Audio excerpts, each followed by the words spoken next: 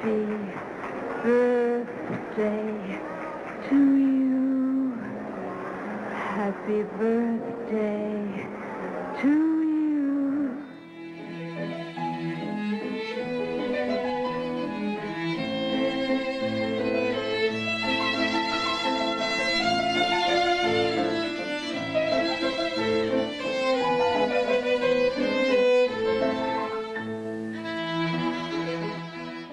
Welcome to Cineversary, a podcast that celebrates a milestone anniversary of a masterful work of cinema. Each month we extend happy birthday wishes to a different film currently observing what we call a joyous jubilee. That's anything from a 20th all the way up to a 100th anniversary. This is Eric Martin, your devoted host, creator of the Cineverse blog and moderator of the weekly Cineverse film discussion group. Hey, if this is your maiden voyage with us, drop anchor and get comfortable. First-time travelers, we are excited to have you aboard. Have you ever had a day where absolutely nothing seems to go right? Well, Sonny and Sal can certainly relate.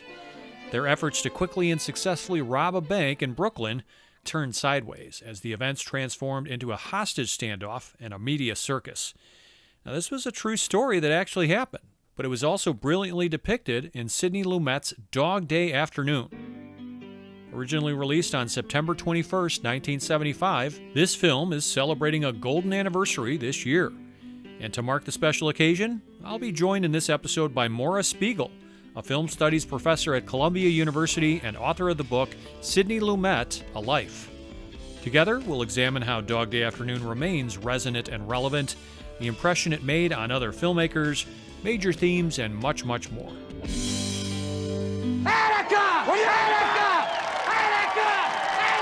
So the big question is, how exactly did this film come to be made?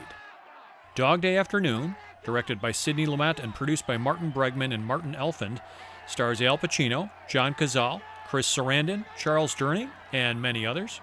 The film was written by Frank Pearson, who adapted it from a Life magazine article called The Boys in the Bank, and it recounts the real 1972 Chase Manhattan robbery in Brooklyn carried out by John Wojtowicz and Salvatore Naturale.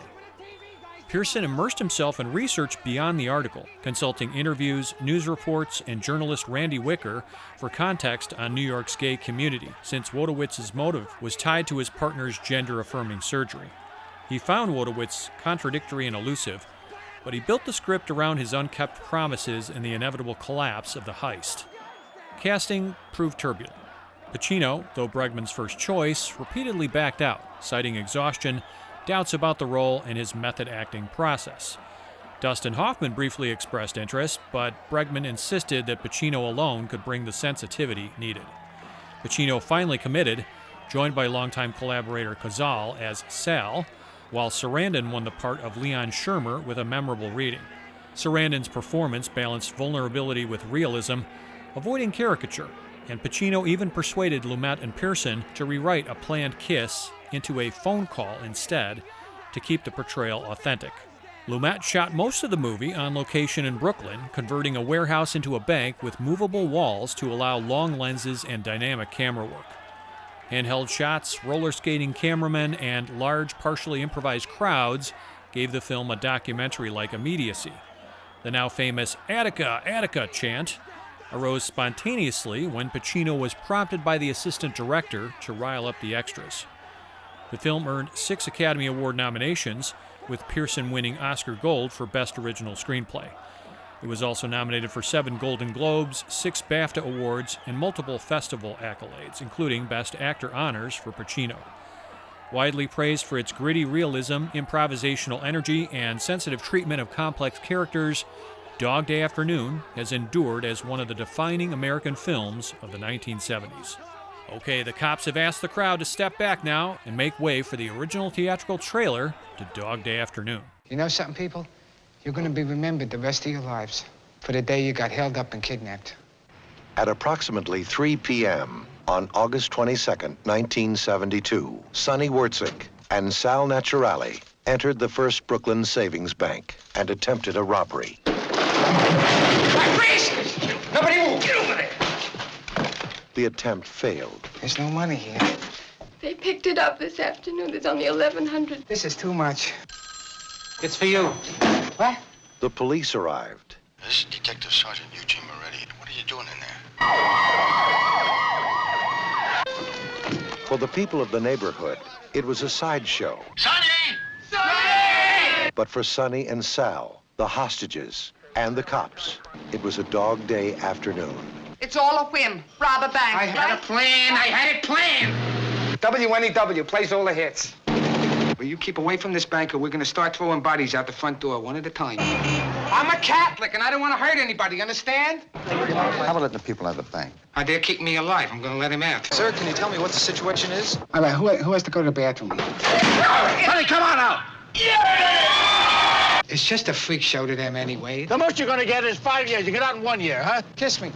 I mean, I don't know about that guy out there. Hello, Sonny. You're on the air. Sonny, Jesus, I was watching it on TV. Go back there, man! Why didn't he tell me he needed money? He wants to kill me so bad he can taste it. Why rob a bank when you got a sucker for a mother? You're starting to get on my nerves. See that? Put it in your holster! We're entertainment, right? What do you got for us? I ain't going back to that prison, Sonny. Remember, down! They're coming in the back! I'm here with my partner and 9 other people. See, we're dying. Don't! You're gonna see our brains on a sidewalk. They're gonna spill our guts out.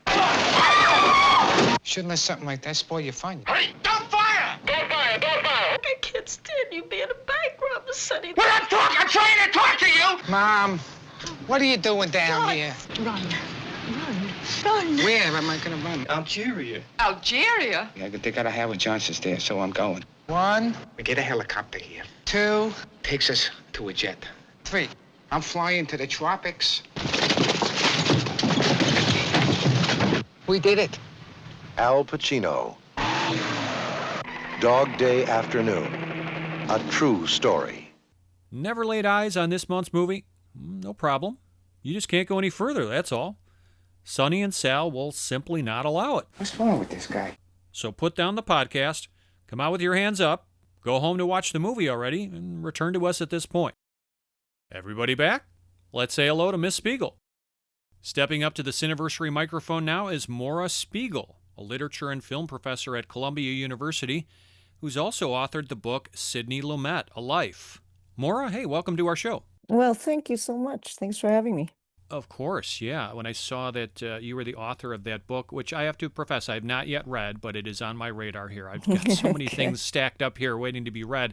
But when I saw that you had authored that book, I thought, oh, perfect guest for Dog Day Afternoon, which is celebrating a 50th anniversary this year.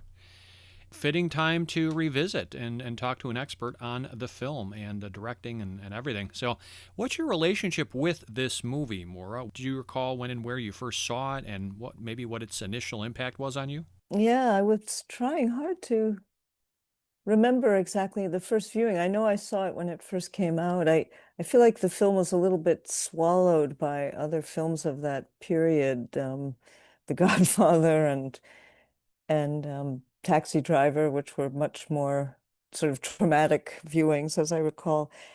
I think it sort of just felt like, oh yeah, that's right. You got that right at that initial viewing. And then about 25 years later, I just picked it up. I had just begun teaching film at Columbia and I watched it and I was completely smitten. And I got on a big Sidney Lumet roll and watched all of his films. And this eventually led to my decision to write about him. But, looking back at the 70s, from the, I don't know, it was around late 90s or something, it was so affecting to me that how amazingly he captured that time. And it's my favorite of his films.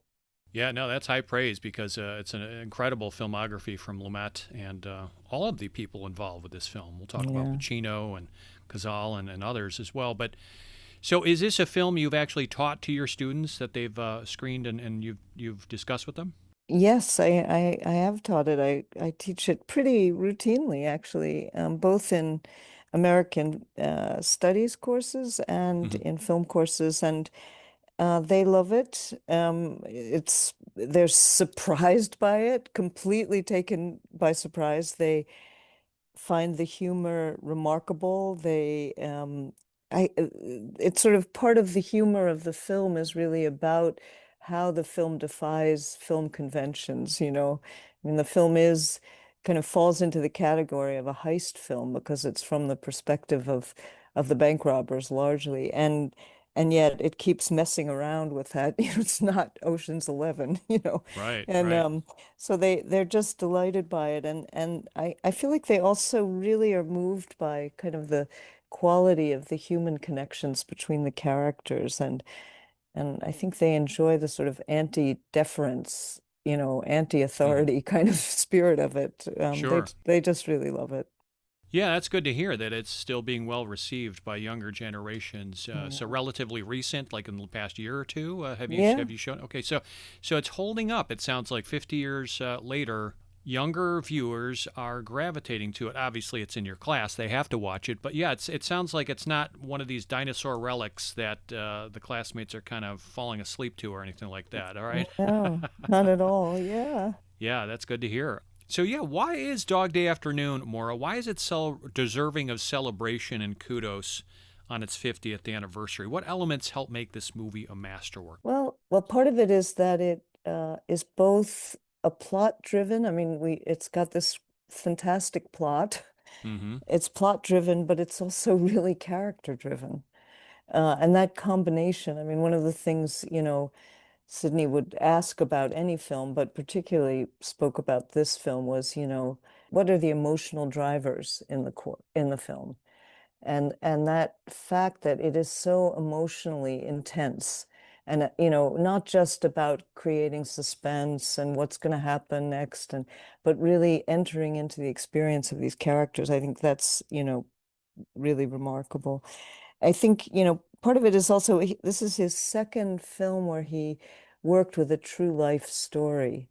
Mm. And that adds something remarkable too, because working with real events means in a way that you're kind of freed in a way of license, because you don't have to make it believable because it actually happened, you know. That's right. And so the sort of implausibility of it kind of creates a kind of interesting reality effect. So true. And because you're not working on making things believable, you have room to make other things happen in the story. And I think that's a big piece of it too, just the building of these characters. The feeling of his focus on sort of everyday working people and giving them so much individuality and distinctness also gives a tremendous amount of pleasure to the viewer and creates an enormous investment. There's also the thrill of the pacing of the film, and it's interesting to know that, you know, it moves quite, you know, it moves at its own remarkable pace. But one thing he decided he really wanted the scene where Sonny is dictating his will to go Yes. very slowly. That's And right. In fact, he had, maybe it was studio pressure, but they excised quite a few minutes from the film. But then in rewatching it, they realized that that didn't jive with the pacing of the last Will and Testament sequence. So yes, they put yes. back a lot of those trimmed moments, and it allowed the film better time to breathe before that key sequence. To my darling wife, Leon, whom I love more than any man has loved another man in all eternity. I leave $2,700 from my $10,000 life insurance policy to be used for your sex change operation. So that kind of awareness of Mm-hmm. what, you know, what you need to do to make the pacing right so that you can have this slow scene is really, I mean, that's a kind of, you know, cinematic, you know, skill that isn't very common. I think he also, there's a way that the kind of incoherence of the characters, you know, that they don't really make sense, you know, in a lot of ways. really fits the kind of anarchic spirit of the time and of Sure. the event. So there's this way in which all the pieces fit together so brilliantly. I love this quote from Aldous Huxley. He says, "The trouble with fiction is that it makes too much sense. Reality never makes sense." And that seems to me to be part of the thrill of watching the film and part of its uniqueness. Absolutely. Yeah, I mean, Sal and Sonny, they're just walking contradictions. We're going to have fun kind of parsing that statement there because so many great lines in the film, but just character reveals, just some of the things that come out of their mouths and their attitudes and the way they react to situations. I think it adds so much color and depth and makes them such human characters. Even Sal, who barely speaks, like I feel like I've got a good grasp of his pretty good grasp of his character, and the movie is filled with so much humor. You gotta understand something. If we leave the country, there's no coming back here. You know what I mean? There's no coming back. So that if there's anybody now that you want to talk to, you want to say goodbye to, do it now. Is there any special country you want to go to? Wyoming. But there's also pathos and tragedy, and ultimately it's kind of a comic tragedy, if you will, to me. But in answer to this question about what particular elements elevate the film, obviously it stands as a high point in the careers of its creators, to me, I think, anyway. I mean, potentially representing Lumet's most accomplished direction. I get that he was the director of 12 Angry Men and so many other classics, but to me, this is his finest 2 hours. And, see, we agree. Yeah, but it also features perhaps the most memorable and powerful performances ever delivered by Pacino and John Cazale. And that's especially high praise for Cazale, who was practically perfect in each of the 5 masterpieces he appeared in before dying of cancer. This man was only in 5 movies, and they're all-time masterworks. The Godfather Part 2, The Conversation, this film, and The Deer Hunter. So, yeah, it's saying a lot. Yeah. And as I said, it often plays as a comedy, but ends as a tragedy, all the while ticking away as this fine psychological drama and kind of mild thriller, if you will, filled with fine performances and fascinating characters that were hallmarks of early 1970s cinema.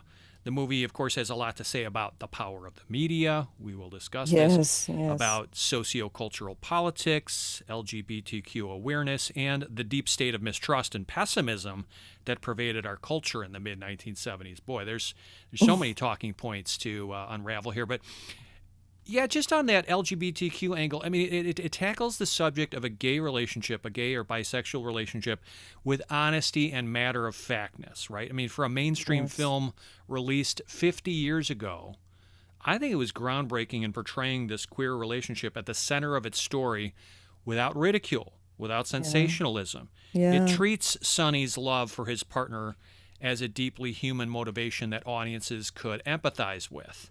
Yes. And also, if you learn about it, which of course you did, you wrote extensively about Lumet in this film, you know that it's relatively authentic, fairly accurate, because it closely follows the real 1972 Brooklyn bank robbery by Wojciech and Salvatore Natural. Is that correct? Yeah, Natural. yeah. Okay. That's how I've always heard it said. Yeah. Sidney Lumet and screenwriter Frank Pearson, they stayed pretty faithful to the main events, from what I understand, including the hostage situation, the tense negotiations, those chaotic interactions with the cops and the media.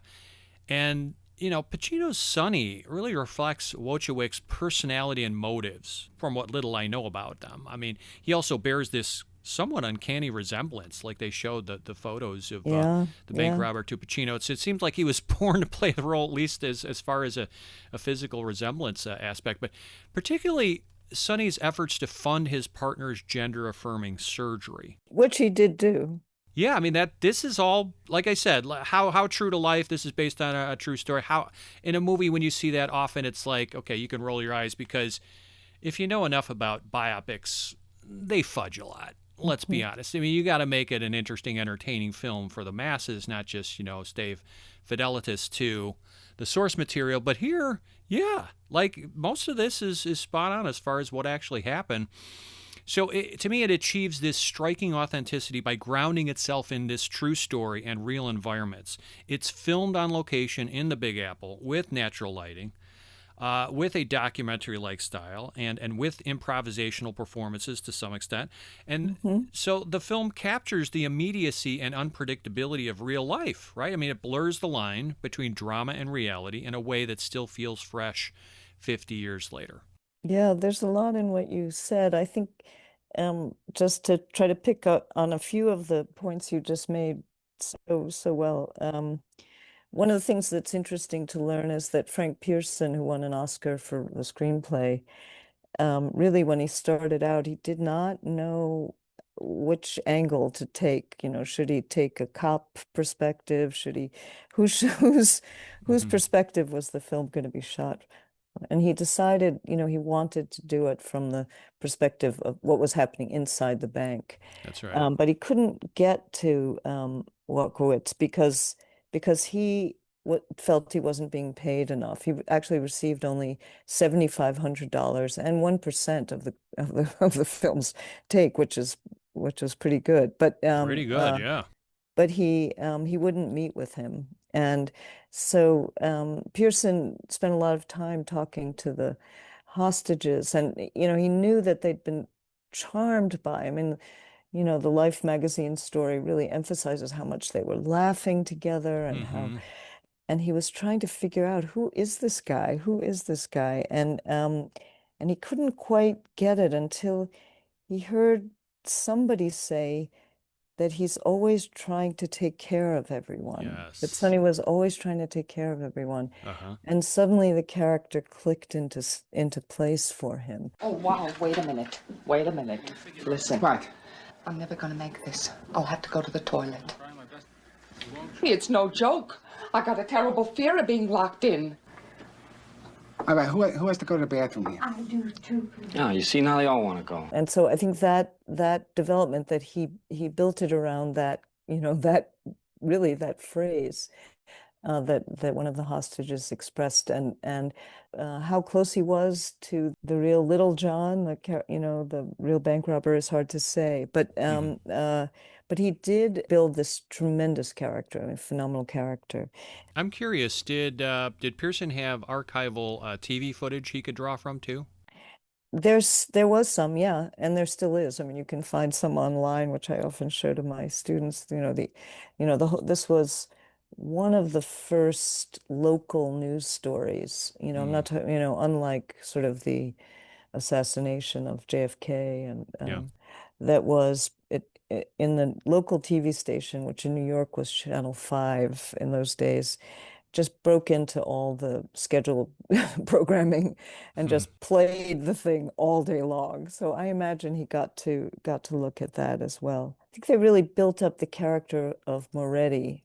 The news stories really emphasize the FBI guy, but the film really emphasizes his relationship to Moretti, the cop.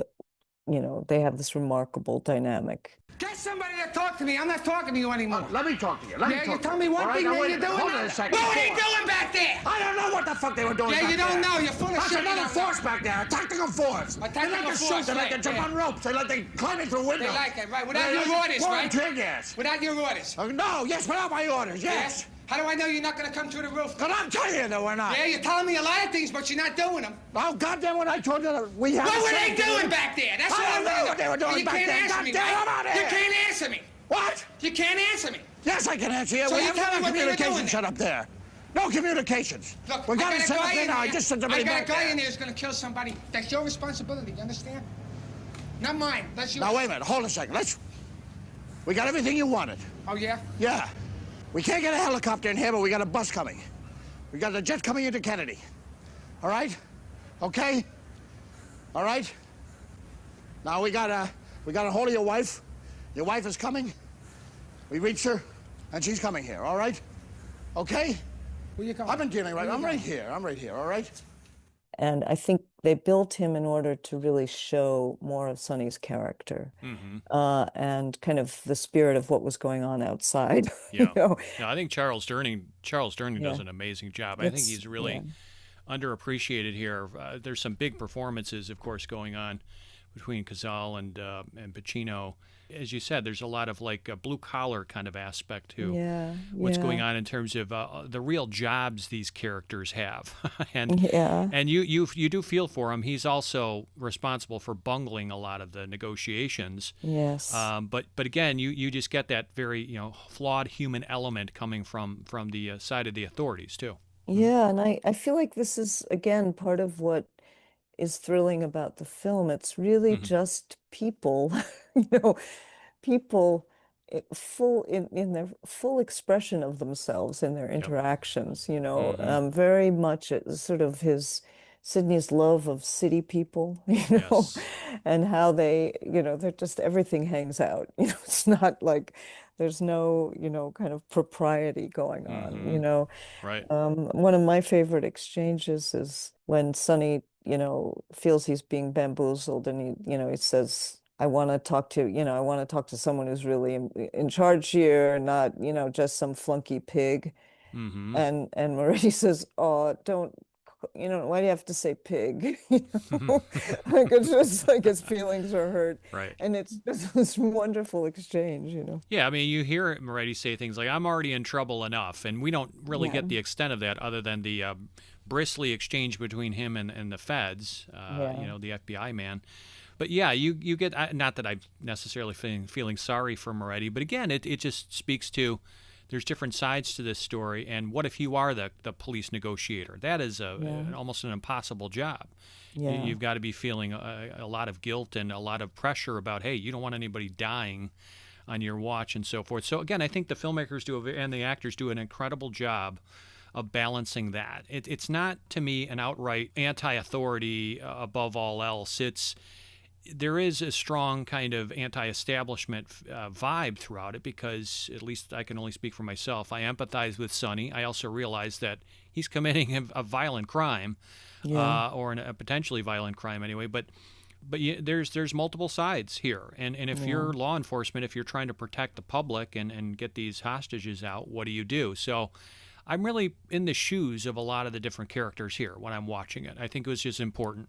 It's not creating good guys and bad guys in any traditional sense. I mean, the only kind of bad guy is the FBI guy who's, kind of cold and doesn't express much and has this kind of sinister dimension to him.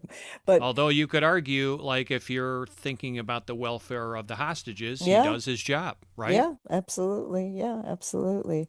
I feel that one of the things about Lumet in making this film is that, there is this anarchic spirit that's just, and he brought in, he let the public come into the crowd scenes. That's right. And he, had all these gay activists there who he'd invited to be in the crowd, and he sort of advised them on how to get the other people to react in the right way, the way they needed for the scene. And so this, the sense of the media people being, just running wild and being pushed back, the cops doing, having to be screamed at, and this feeling about the this anarchic moment in New York, which I think it captures, that was real. There was sort of the feeling that who's in charge? Is anybody in charge? Right. For Lumet, there was something exciting and potentially creative about it, and that it's not presented as this threatening, it's presented in a way that nobody else has ever done. That's what I would say. No, he does an exemplary job, no question, he and his collaborators. But I'm also impressed by the fact that the movie features no musical score. It instead relies on atmosphere and natural sound. The absence of a composed soundtrack, to me, heightens the realism and the tension. It makes the viewer feel as though they are truly inside the unfolding events. And Lumet has said, I'm just paraphrasing, I don't remember the exact quote, but something like he wanted it to almost be like a newsreel footage type approach. Yes. And the only song used is Amarina by Elton John, which beautiful. would have been period authentic. It's used in the opening.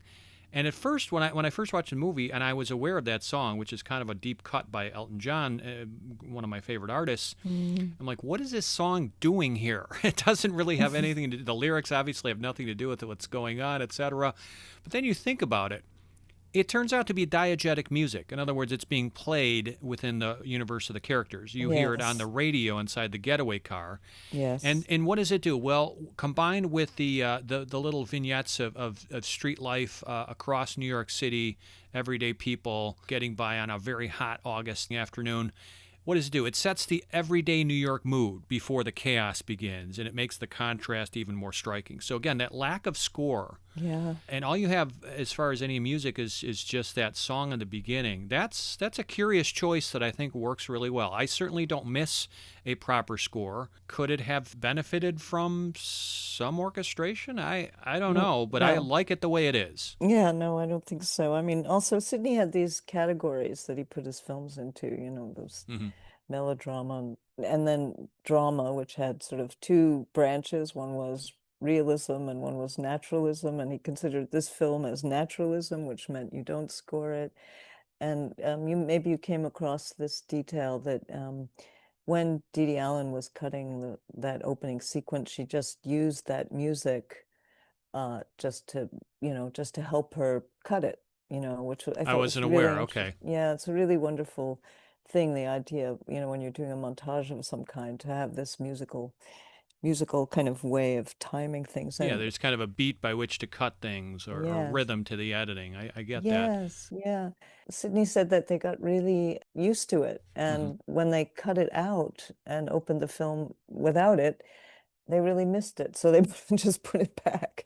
And I think that the sort of sweet, sad, slightly sad, sweet element of the song just Yes. works so wonderfully. And of course, Sidney shot those. He shot those sequences with minus. There's one shot of the Staten Island ferry from above, but otherwise Hmm. he just shot out of a station wagon driving around the Yeah, it's city. incredible. It feels very off the cuff and Yeah. guerrilla filmmaking, and Yeah. the guerrilla filmmaking evidences itself later with like some incredible, pretty rapid mobile handheld camera work, including Yes. inside the bank building, which is very effective to me. Again, you don't have Mhm. Steadicam yet, or things like that, but even the jittery nature of some of the handheld work, I think is again very effective and successful.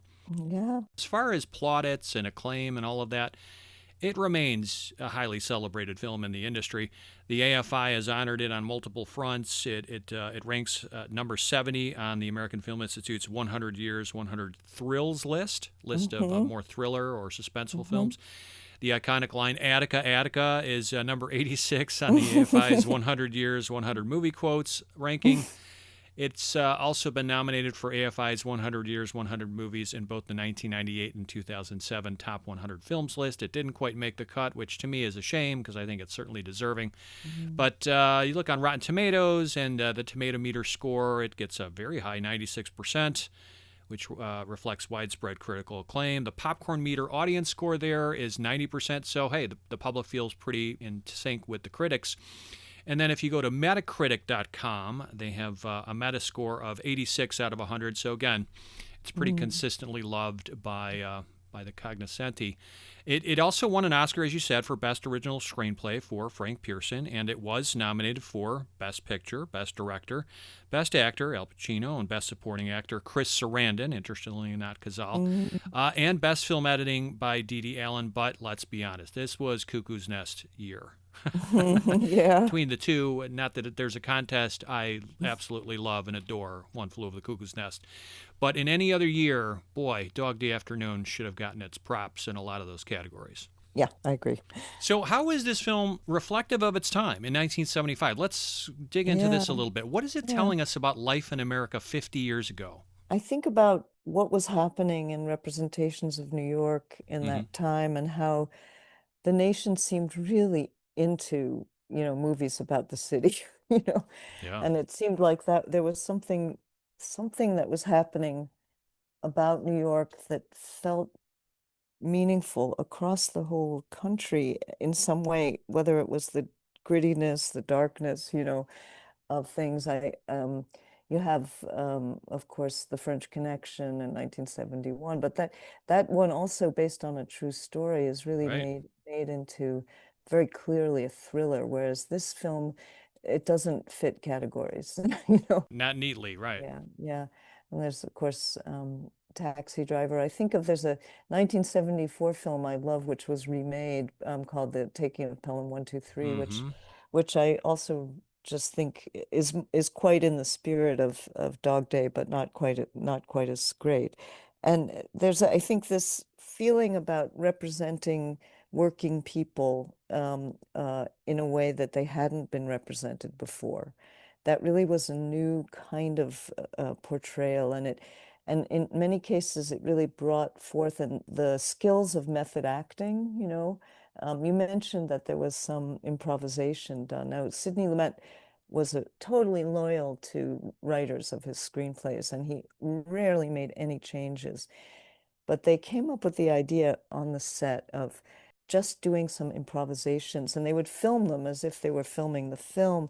And then Pearson and Lumet would go over them and take out the gems from the improvisations. And so you have this, you know, ability of these method actors. Many of them were close friends of Al Pacino's.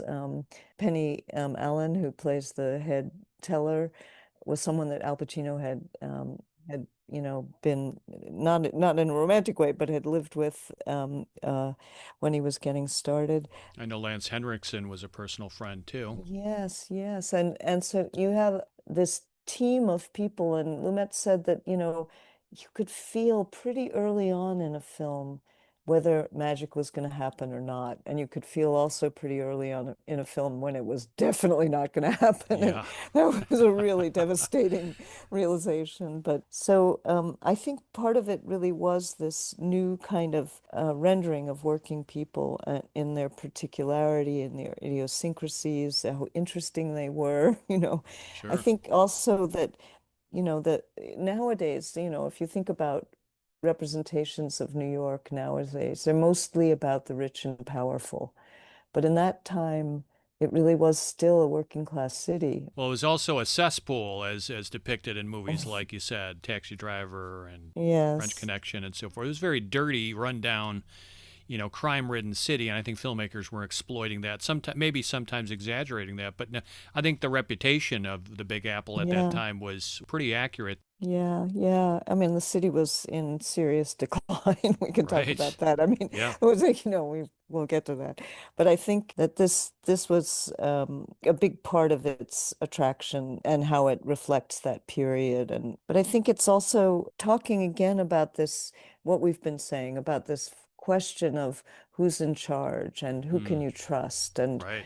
well, on what basis do you trust someone, and how, in a way, because there's no absolute systemic feeling of control, it's just about face-to-face interactions, that's where it's happening, you know. Sure, but of course it embraces this anti-authoritarian theme, right? It critiques the political climate of the 70s. It spotlights police aggression, public distrust of institutions, the lingering disillusionment of the Watergate and Vietnam eras. It taps into widespread anxieties of its time, and I think it gives both topical urgency and lasting relevance. There's these tense interactions with police. So the film is, of course, critiquing law enforcement and efficiency too. But again, tapping into what's going on in society and how people are feeling about institutions and authority. Here, I'm gonna read you. This is Glenn Erickson, a DVD savant critic who writes some great essays. He said, Sonny, a Vietnam vet, displays a paranoia and distrust of authority that was the hallmark of the era.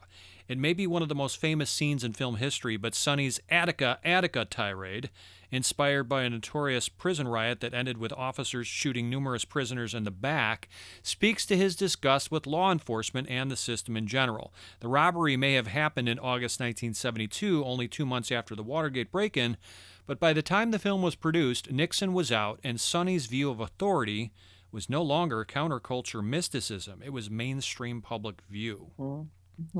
Here, I'm going to read you. This is Christopher Knoll. He said that this film captures perfectly the zeitgeist of the early 70s, a time when optimism was scraping rock bottom, and the bank robber was as good a hero as we could come up with. Yeah. I think that how Lumet saw it, if that's helpful here, is that Sonny was a rebel, someone who doesn't accept how things are or how they have, in a way that was part of the positive energy. He also loved characters who had great commitment to what they were doing, Right. just committed, whatever the hell it was. And so I think that that's also part of the spin. I don't see Sonny as particularly paranoid. I think he's quite out of his mind, but But the he's truth also is, anybody would be out of their mind with that pressure cooker. yeah, All the walls converging in yeah, on you from every yeah, every angle, right? Like yeah. you get this could be the greatest character study of I don't want to call it grace under pressure because it's not grace, but it's just what do you do, man, when the walls are caving in Yeah. and you're already high strung because you've got everybody asking for help. Like you said, Yeah. he's trying to solve everybody's problems. And unfortunately, he's not great at doing that. Right, right, but he doesn't know that. So, Hmm. yeah, I mean, I think he doesn't let his wife refer to herself as fat. He stops his mother from criticizing Angie. Yeah, but let's go back. When I said walking contradiction, she accused him of calling her fat. Right, right, right. Again, he doesn't practice what he preaches. Yeah, no, it's all kinds of contradictions. Absolutely. To get back to some of these questions you raised earlier about the trans narrative in the film, it's the first really film to treat a character like that. To have also American movie star play a gay character. I mean, there were movies in England, but this element of it, and that Sydney passed the screenplay by gay activist groups, and they said it's good. It got very positive press. I didn't know that. So he vetted it a Yeah, bit among yeah, the community, which is important. yeah. You've actually nicely anticipated my next question, which is, how is this movie innovative or influential, and was this the first of its kind in any particular way? And I think that you segued very nicely into that, talking about how Sonny is the first openly gay slash bisexual character featured in a Hollywood movie anyway, not necessarily Yeah. a movie anywhere in the world, but a Hollywood movie. Yeah. And as you were saying, Al Pacino was the first major American star to ever play a gay or bisexual man.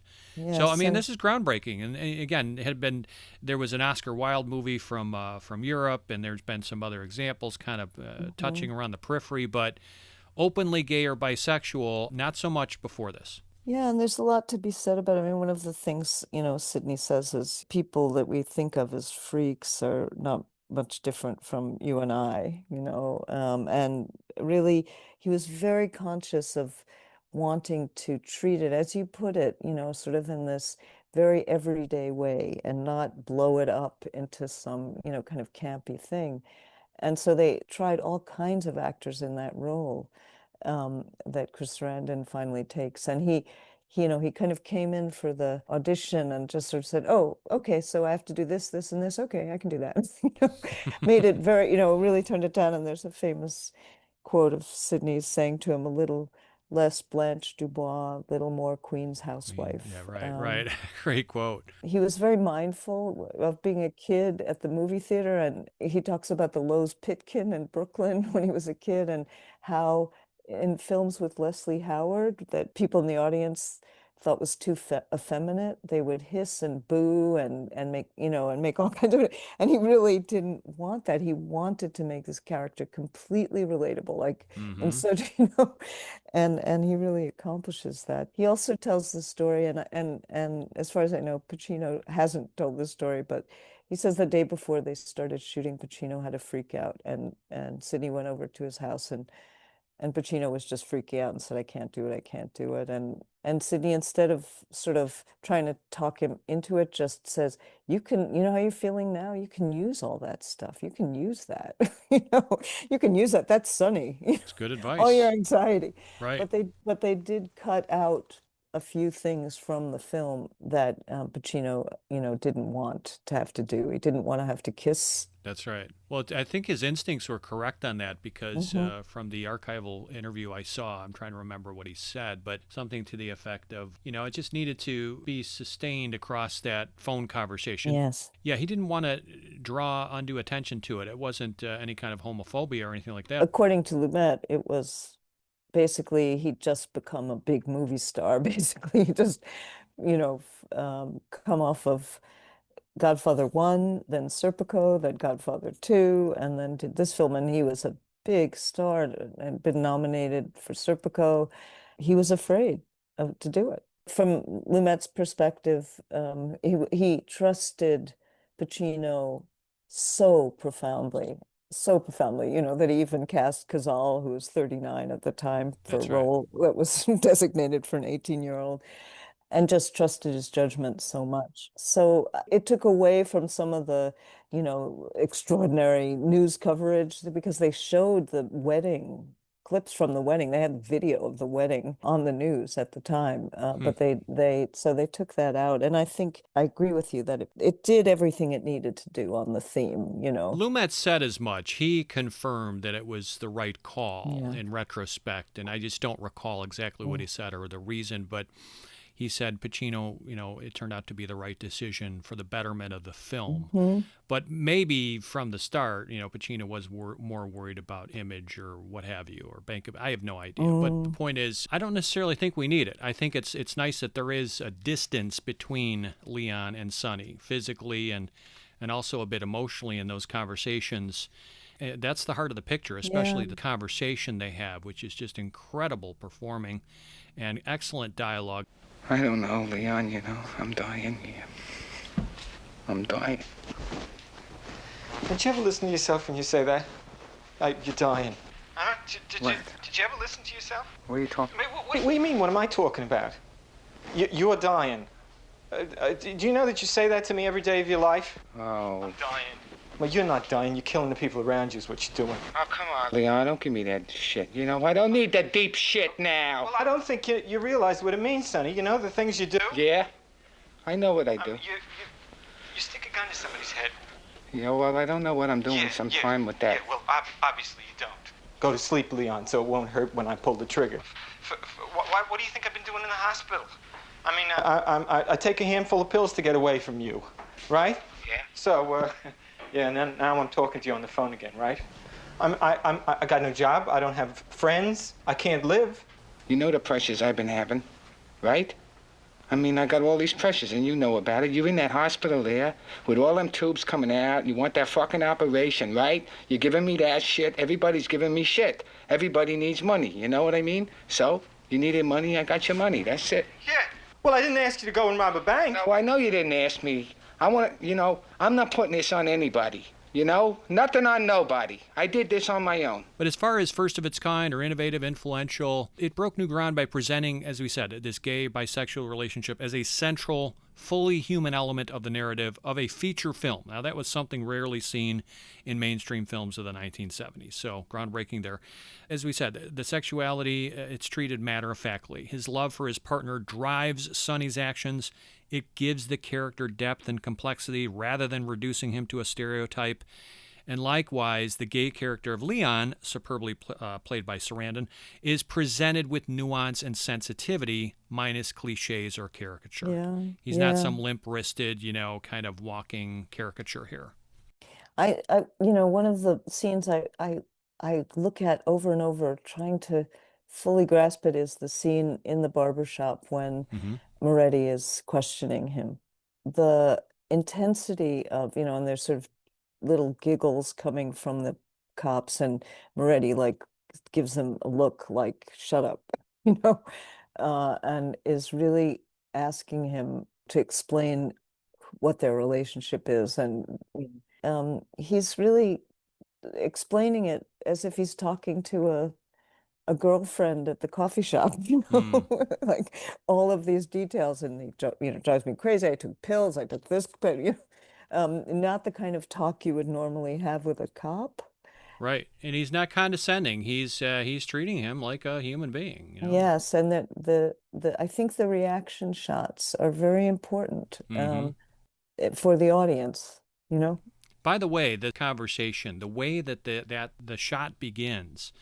Yeah. Sarandon, Leon, is off like in a corner of the frame. I can't even see him. He's starting, you hear his voice talking to Sonny, And Mm-hmm. I'm looking in the front. Where is he? I have to look closely, and I've seen the movie several times, and I forget. Oh yeah, it kind of pushes in on him, Nice. but he's off on the periphery. It's Yeah. such an interesting way to kind of start that scene, kind of like a slow roll that builds to this emotional crescendo by the end of the conversation. Incredible stuff.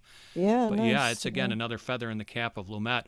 But as far as some other points, as far as innovative, influential, Spike Lee, in recent interviews, has particularly been vocal about his love of Lumet and how Lumet supported him. But I think, you have a film like Inside Man, Spike yes, Lee's film, and right, right. there's all these little homages to Dog Day in that film, which are Yeah, I mean, like the handheld wonderful. cameras, the natural lighting, the overlapping dialogue, the documentary like realism that gives the story maybe a raw or authentic feel.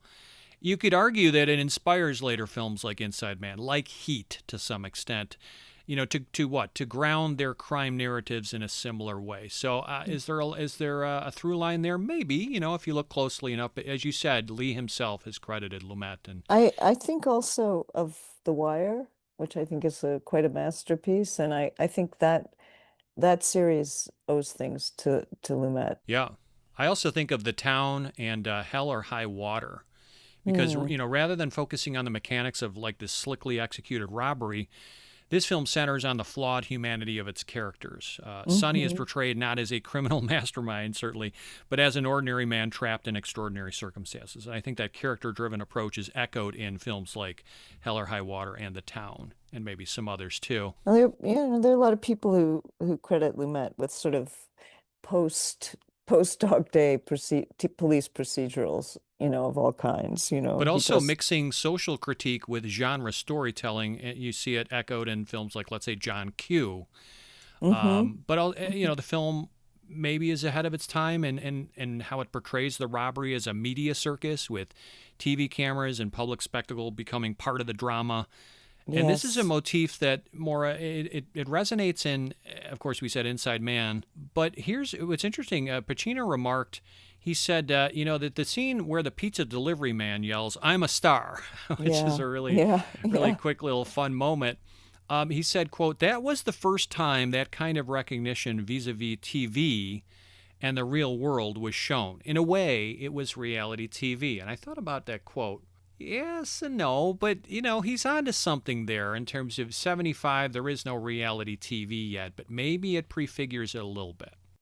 Yeah, well, it was as what I've discovered is that it was one of the very first events where they could, actually they had these newfangled vans that were called electric news gathering vans, and they had portable video cameras, and they could through microwave transmission back to the station, so that it wasn't like where you bring, there's lots of live we saw Oswald being shot on live on TV, but this is where they could go to an event and screen it right onto the television. Yes. Live. Yeah, very efficient news gathering, guerrilla style. Yep. Yeah, it was a whole new technology that was changing how we encountered events, and I think that's a great quote from Pacino, which I haven't encountered, and that I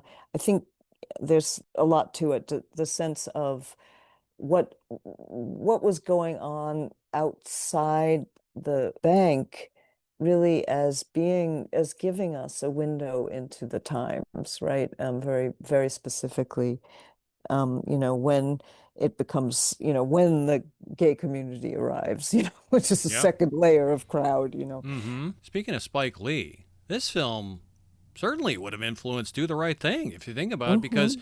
both films unfold over the course of one sweltering New York summer day. On one street. Yeah, one street, both end in violence and tragedy, Yeah. and both resist offering easy answers or clear-cut morals to the story. Instead, they leave audiences to grapple with, ambiguity and unresolved tensions, right? That's great. That's great. I love that. Yeah.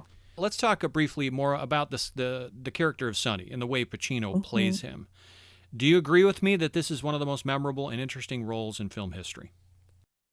I do. I think I'm quite taken with it. When I think about Pacino's films in this period, I go back to Panic in Needle Park and Serpico and, the Godfather films, and to see how different these characters are. This is a total 180 from Michael Corleone. Right? Oh my God. I mean, it's unbelievable, isn't it? I mean, it's really unbelievable. And but there is a connection in some ways to Serpico. There is a connection, this kind of sort of stubborn pain in the ass person. As pain in the ass was the way that Lumet described Serpico, the real Serpico, with admiration. He admired that about him.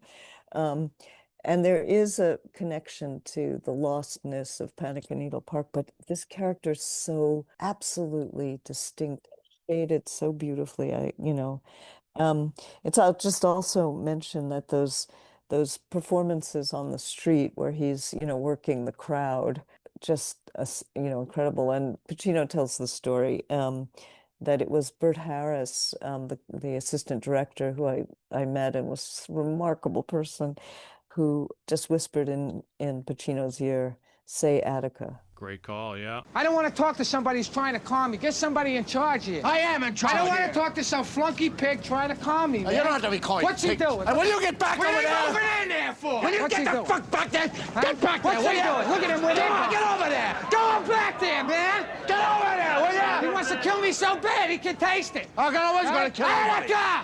Attica! Will ya? Attica! Attica! Attica! Attica! Attica! Attica! Put their guns down! Put your guns down! Come on, watch it for the TV, guys. They kill us all. Back over there. Fucking guns down! Tell them to put their guns down! Come on, will you get them back? Will you put those Put guns the down? guns Will you? down! Get back! Put the fucking guns down! Put those guns down! Yeah, so that moment, which, is electrifying. It feels like Pacino is making it up on the spot. Now, okay, Yeah. little birdie whispered in his ear, but it feels so off the cuff and just spontaneous is my point. And as if he's not even acting, he really is a public agitator, fomenting the crowd there.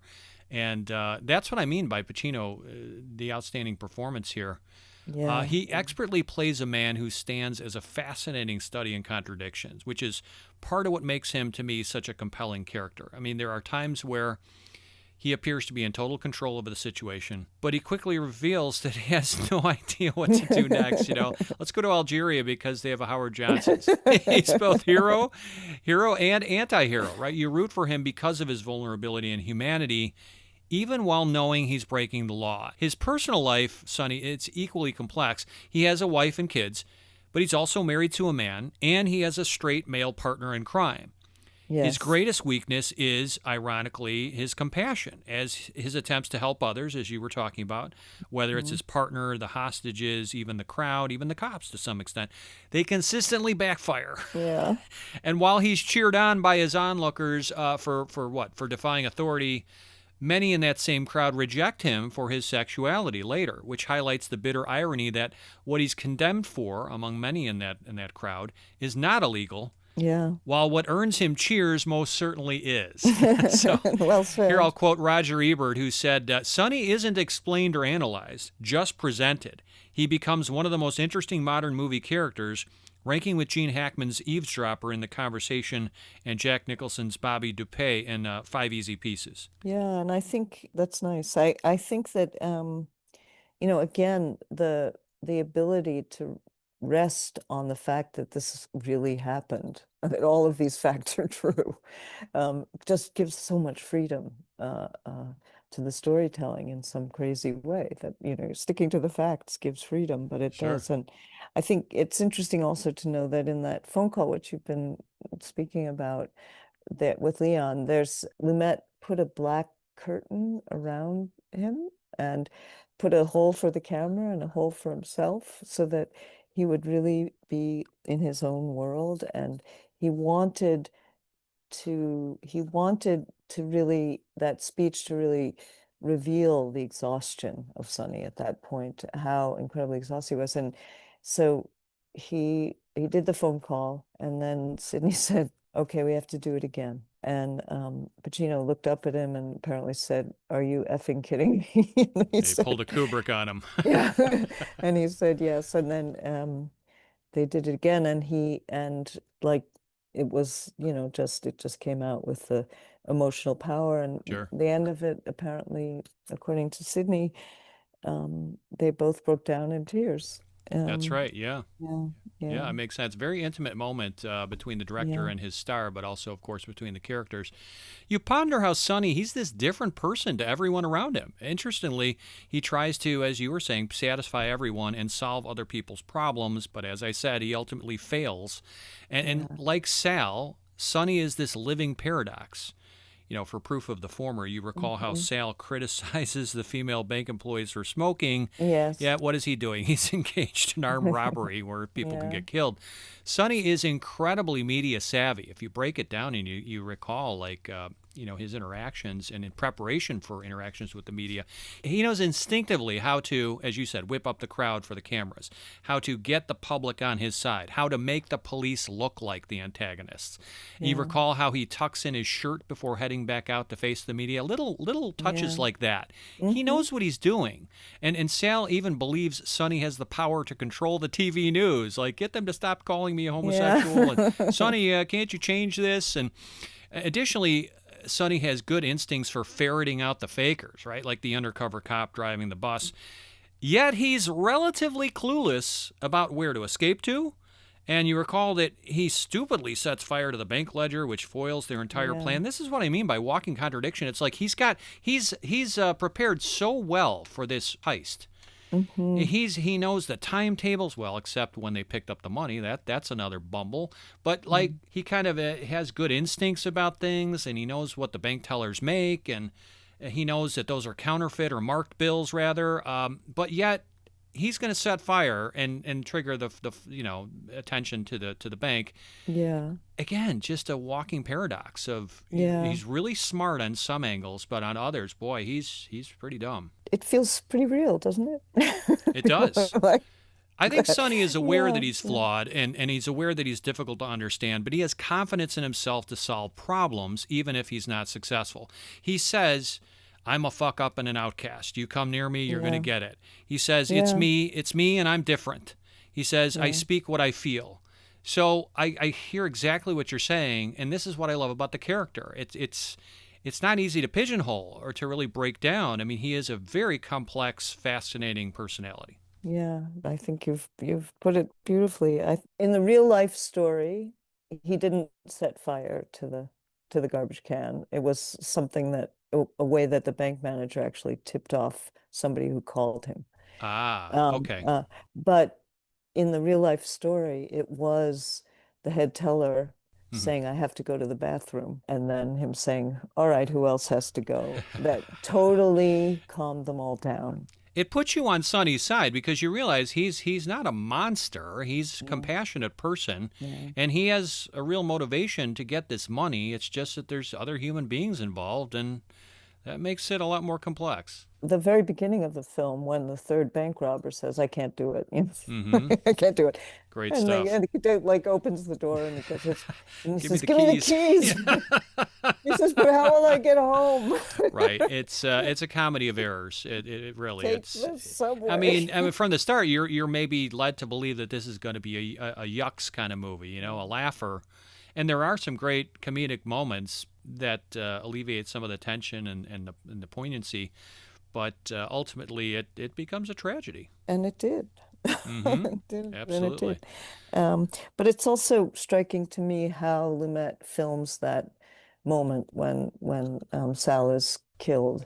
It harkens back to the moment where Sonny shoots out the back window, because what happens? Dede Allen and Lumet, they decide to give you this barrage of quick edits, as if to disorient you, to put you kind of off pace, and the characters too, disorient them, like, holy crap, what's going on? And suddenly you're shown all these different angles, different people reacting to it, the cops unholstering their weapons, and everybody in a defensive posture. And yeah, the way Sal is killed, it reminds me of that earlier moment.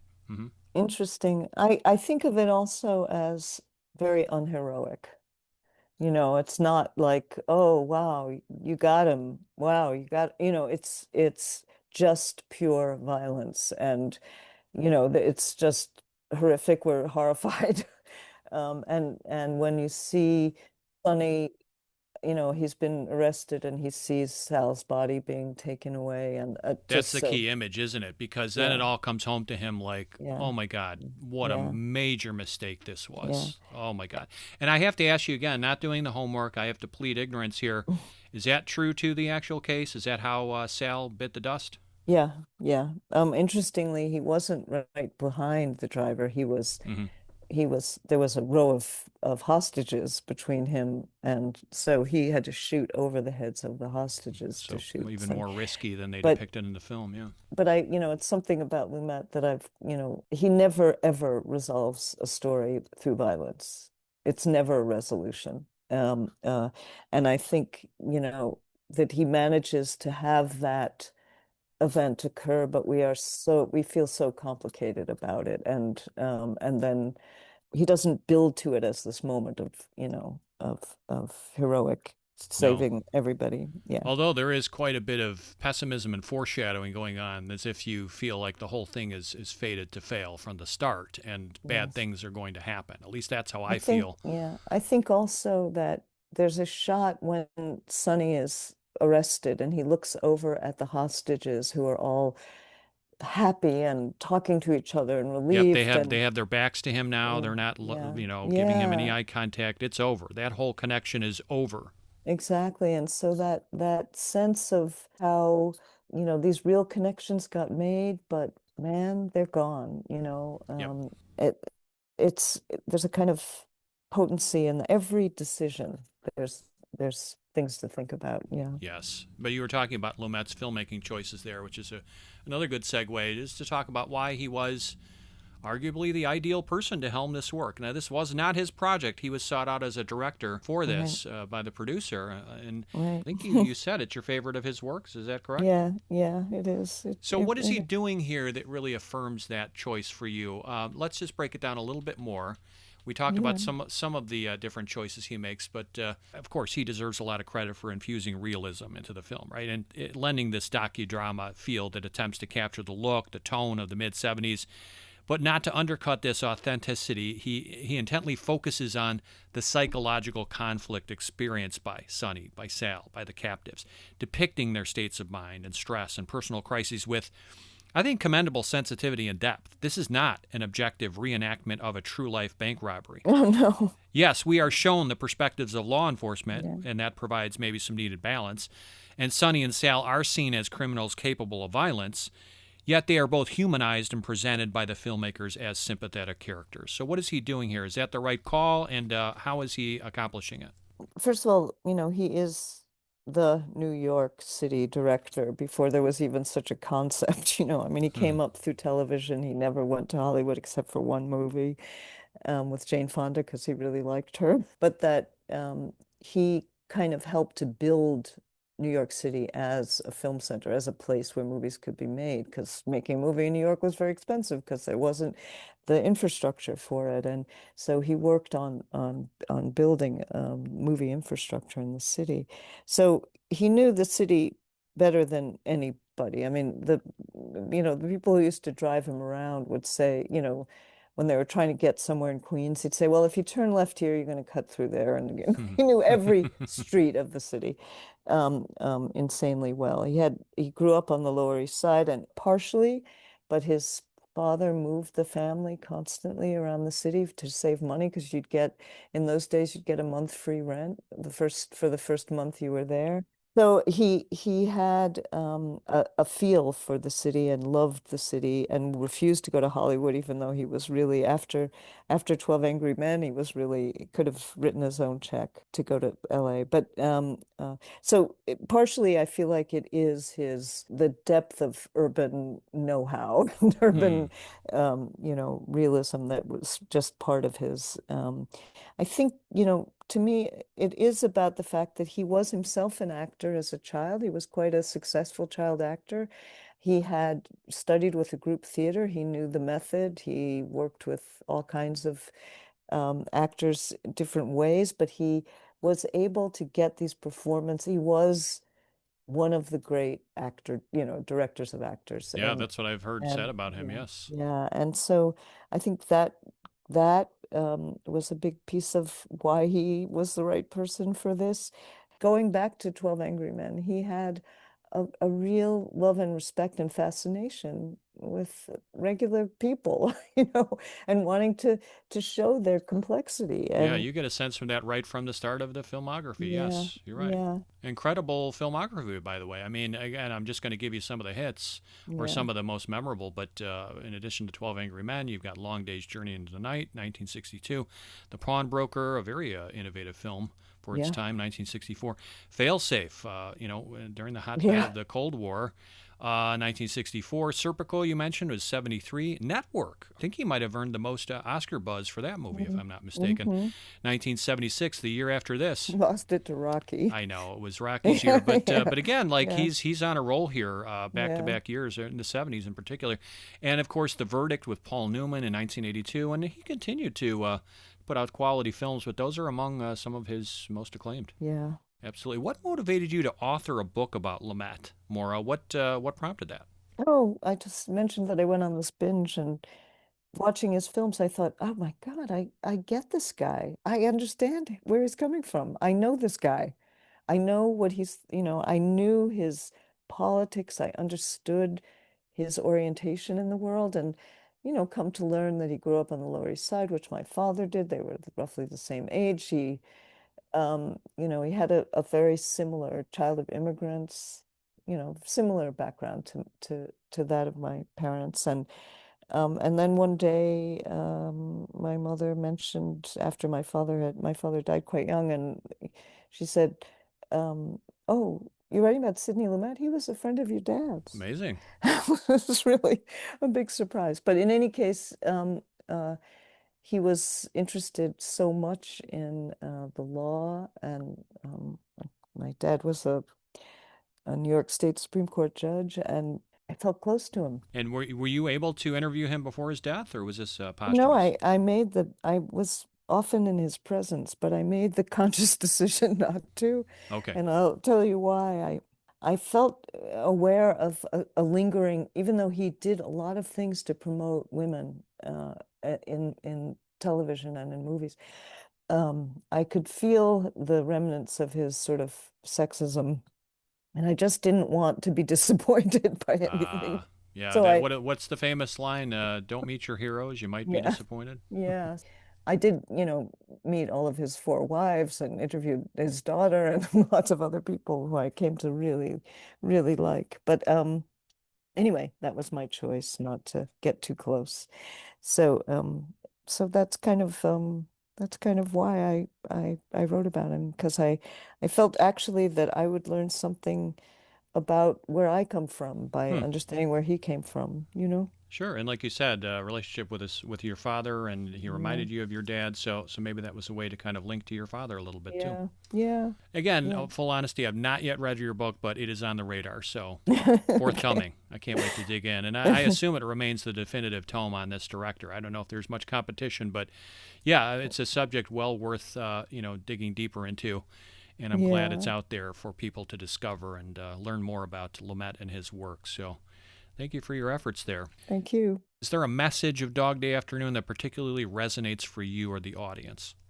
Well, I've really enjoyed your observations about the film, and there isn't great serious criticism of the film, and I think that part of it, this could sound really, there are all kinds of meanings that the film generates, but it isn't thematic in the way that films usually are. In his films included, where he would really create a palette for the film, and all kinds of things that you do to create a kind of logic within the film. He Mm-hmm. wanted it to have the incoherence of life. Yeah, I think it stands as a more compelling, just character study to me Mhm. than let's say a didactic film with a lot of nuggets and subtext and so forth. Yeah, But and that's not a put down. It's just that yeah. it's not. I don't have volumes to write about in my notes about hey, what's the moral to the story here? I've got several bullet points to kind of touch on with you if time permitting. But yeah, I think you're right. It's not one of those real chunky movies thematically. Yeah, he's right. He's trying to make it feel like real life. Hmm. And he's trying to tell us, I mean, one of its messages to me is that, things in real life happen not like they happen in the movies, you know? At the speed of life, not at the speed of light, so to speak. Yeah, But I yeah. think of course, I think as far as a major theme that I thought of first is, I'm assuming you would agree, is how it brilliantly explores the power of the media and the 15 minutes of fame phenomenon, right? I guess I see it as a topic more than a theme. In other Okay. words, I feel like it's just there, and you Mm-hmm. you draw your conclusions as you've just wonderfully done again and again in our conversation. And that sense of I'm not going to thread something through here for you to interpret. I'm not going Yeah. to lay down these tracks, but it's all here. Sure. So it's about the way that the piece is put together, kind of really pulling away. As I said, he considers this naturalism as close as you put it to documentary as he could get. But the threads are there for us to pull, as you've done. Yeah, I like what you said about maybe more of a topic than a theme. I would argue this one to me anyway, not trying to shoehorn it into Hmm. anybody else's thought process, but Hmm. it's more of a theme to me, the whole 15 minutes of fame and power of the media. Because as the robbery becomes a televised spectacle, I think the film reveals how quickly a man driven to extremes can be turned into a folk hero or a public curiosity. And that foreshadows the media saturated culture we live in today, right? Where public opinion is shaped in real time. Mm. For a few hours, Sal and Sonny are the new Bonnie and Clyde, at least for a Mm. few hours. Uh-huh. In thematic terms, it's fair to ask, does Sonny survive because he's already been cemented as a media anointed people's champion? And does Sal die because he's not as photogenic, not as newsworthy, or attractive to the masses? So if you look at it through a thematic lens, maybe there's some there, Hmm. but otherwise, maybe you're looking too hard for something that isn't there. And I respect that perspective. No, I think there's so much that's in there that you can find. But again, I guess theme to me means something intentionally laid down. And I think there is a funny affirmation of your point because um, it turns out that Frank Pearson was about to direct A Star is Born, a remake of it. That's right. And if you remember, we get a shot of Sonny's wife, female wife, walking down the street in Brooklyn, and the movie showing in the is A Star is Born. On the marquee, right? Yeah, that is a bit of meta. So there is a little meta there. Absolutely. My takeaway, another one, is desperate times call for desperate measures, right? Because Hmm. perfectly encapsulating the mid 70s, this is a recessionary era marked by public dissatisfaction with economic conditions, with elected leaders. It's a time when heroes seemed hard to find, right, Maura? The country was suffering from post Watergate Vietnam malaise. And I think Dog Day Afternoon taps into these concerns and our collective ennui, at least at the time. Like distressed characters like Sonny and Sal, maybe they're easier to understand in this sociocultural pressure cooker context. And as threatening and bumbling as they are as bank robbers, we can sympathize with their money woes, with their intense desire to change their luck. Well, two things. One is, I feel if, I teach lots of a course on films of the 70s, so I'm very steeped in the period. And I would say it is, you're right, it's a period of the anti-hero. Mm-hmm. But I don't really see Sonny as an anti-hero either. So I think I also think that your point is very well taken about that.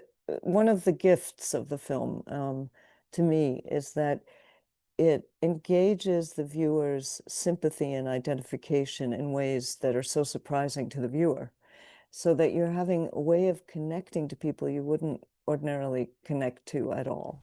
Sure. And so this use of giving, making these characters sympathetic in moments and touching and off-putting and confusing and all of these things that we're asked to engage with them in much more complex and ethically complex ways than we usually are in movies. That to me is one of the gifts that it gives. Well, you keep anticipating my next questions because I was going to ask you this very query, which is, it's Dog Day Afternoon's 50th birthday. Birthdays are about giving presents, but it's the fans who continue to receive the gifts. So, yeah, you've already kind of answered part of this, Yeah. but I'll just rephrase it. Yeah, what is this film's greatest gift to viewers? You started to talk about that. Were there any others? Well, I think it is a window into that time in New York. I mean, the 60s, the late 60s, the strikes, the garbage strike, the teacher strike, the transit strike, and then the city about to go into bankruptcy, and Ford to city drop dead, the famous headline in the Daily News, the federal government refusing to bail out the city. That sense of what does that look like, in this moment? What was it like, the graffiti-ridden city, and then just people going about their lives in their various ways, and what did it, it's sort of a way that there is a kind of, for Sydney, there's a kind of urban personality, I think. And in that time, there's, as you were saying, there's particular forces really emphasizing features of that urban personality. And when the head teller refuses to stay out of the bank, what are you doing? Those are my girls in there. I mean, they're just full-throated, complete, complex persons. I do feel like that is part of visiting this urban culture and celebrating it. Mm-hmm. No, it's worth repeating. Absolutely. Yeah, there's so many great gifts and assets the film gives us. As Spike Lee did so effectively in Do the Right Thing, this film works beautifully as a time capsule moment. It depicts a particular place on a particular day, August 22nd, 1972, in New York City, and it reflects the moods, the mores, and the sensibilities of its era pretty accurately to me. Setting our protagonists in this pressure cooker environment where crucial mistakes are made, multiple adversities converge upon them in just a matter of hours. You got the hot weather, the media, local and federal authorities, interpersonal crises from partners and lovers and bank tellers. This film manages to organically tighten the knot, minus narrative trickery, minus, implausible shoot-'em-ups, and without becoming too super serious for its own good. It still maintains the comedy aspect of it pretty good. Lumet appropriately adopts a humanistic approach in his rendering of Sonny and his complex personal relationships. But he doesn't turn the bank robbers into blameless victims either, or pitiable pawns in the system. They are still culpable for what they're doing. But perhaps Dog Day Afternoon's single greatest gift is what I said. It's the phone call scene between, Sonny and Leon, which mines incredible emotional depths to reveal their complex relationship. It underscores both tenderness and latent hostility from Sonny, as well as pathos and vulnerability from Leon. The acting is off the charts. The awkward intimacy of this moment adds poignancy. It allows us a privileged view inside Sonny's headspace. And again, that it's such a small little micro moment in a bigger, wider film, but it's the heart of it to me. Lastly, I would just say that Dog Day Afternoon remains one of the greatest cinematic portraits in any era of a common, desperate man besieged by internal and external forces that he's responsible for setting into motion. Not quite shown in real time, we follow Sonny and Sal over several hours. It's one day. We marvel at how quickly events unravel, how quickly circumstances change, the pressure mounts, and the public grows fascinated with this media circus, how quickly all this envelops, right? Sure, the funky fashions, the public attitudes, the period trappings anchor it firmly as a 1975 product. But the human drama on display, to me, remains evergreen and credible. And proud of his creation, Lumet himself said, "You're sucked into a world, quite claustrophobic, but you believe every second of it. There's not a false moment in that movie." You don't often hear directors, applaud their own work. Usually they're a little bit more humble about that. But that's such an appropriate comment about Dog Day Afternoon that I love. Yeah. Well, again, I think, in many ways he credits Pacino's, that collaboration was just crucial. And so he's boasting about it, but it isn't just boasting, because of his own success. No, I think he's being magnanimous in praising everybody involved. And I will mention that when Pacino learned that Sidney had passed away, he said he was the kindest man I ever met. Yeah, often that's the highest praise you can give a human being, Yeah. Whatever your profession is. So that's good to hear. Yeah, do you have any current or forthcoming projects, books, events, or otherwise that our listeners should know about? Well, I can tell you what I'm working on. I'm working on a book about the Lower East Side and Greenwich Village in the mid-20th century. Wow. Sort of these two worlds that I knew very well at that time, and kind of all of the political and social and cultural differences between these neighboring neighborhoods. I hope it will be of interest to people, but that remains to be seen how it comes out. Well, it sounds fascinating to me, and especially if you live in or around New York City, that's going to be a must pick up. Yeah. And when can we expect that? Oh, probably a couple of years. Okay, still gestating. Yeah, I'm working on it. Good things come with patience. But Maura, this has been a real pleasure, and we'd love to have you back on the show sometime down the road if you're willing. Yeah, well, thank you. It's been a pleasure too, and I think you have wonderful insights into the film. It was delightful. Thank you so much. But until the next time we speak, hopefully Wyoming doesn't become a country. And hopefully somebody finally makes another good bank robber movie. But thanks so much. Okay, take care. Did you know that Cineversary has its own website? That's right, we actually now have a vanity URL that's easy to remember, which will take you to a freshly designed portal where you can quickly access the latest episode of your favorite podcast, as well as all of our previous installments. Now it's a lot easier to spread the good word about our show to your friends and family. You simply tell them to visit Cineversary.com. Pretty simple, right? That's Cineversary.com. We also have a custom email address just for you. Now, if you ever want to share feedback on our show or offer suggestions for future installments, or maybe you just have a question about Cineversary, send it to us at cineversarypodcast@gmail.com. Also, you can really help our show grow by spreading the good word about the Cineversary show to your peeps. Even better, please leave a positive online review and rating, which significantly helps us to get discovered by new listeners. So if you use Apple Podcasts, Spotify, CastBox, some of these other services, simply search for the Cineversary page, look for a link that says something like ratings or reviews, click that link, and leave a review and or rating. While you're at it, take a moment to like us on Facebook. We also have a presence on Twitter. Our handle is @CineversaryPod, where you can easily tweet or follow us. And if you want to go an extra step in your support of our show and help keep us ad-free, please consider making a monetary donation to the Cineversary podcast by visiting tinyurl.com/donate-cineversary. We really appreciate your support. Lastly, have you checked out my Cineverse Group website? Yeah, it's easy to get confused by these similar sounding names, Cineversary, Cineverse, Tomato. But Cineverse is actually the name of my private film discussion group I founded back in 2005 that continues to meet weekly on Zoom. Every week, the Cineverse group watches, researches, and discusses a different movie, and I create a summary write-up, call it a mini essay if you will, on that movie that gets posted to the Cineverse group blog. So if you want to enjoy reading in-depth content that examines different discussion-worthy motion pictures, including classic Hollywood films, independent features, foreign masterworks, modern movies, and silent-era standouts, then visit cineversegroup.com, simply spelled CINEVERSE group.com. Fun fact, every posted article on cineversegroup.com includes a link to a recording of our group discussion of that particular film, with me leading the conversation as moderator. So if you like what I'm doing on the Cineversary podcast, you might also want to give a listen to some of our Cineverse group recordings, which are podcasts of a different sort. Again, head over to cineversegroup.com, where you can check out some interesting text and audio content on a variety of films, not necessarily celebrating a milestone anniversary. The days are getting shorter, the nights are getting darker, and the moon is glowing bigger up in the sky. It's just about the perfect time to indulge in a classic Universal monster movie, perhaps the best ever made.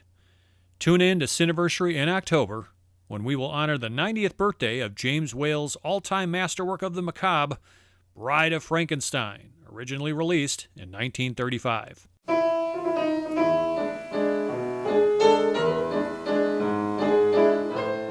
Until that time, I remain your humble host, Eric Martin, reminding you to butter up that popcorn, live a big screen surround sound life, and cherish those classic movies, because as I always say, they're not getting older, they're getting better.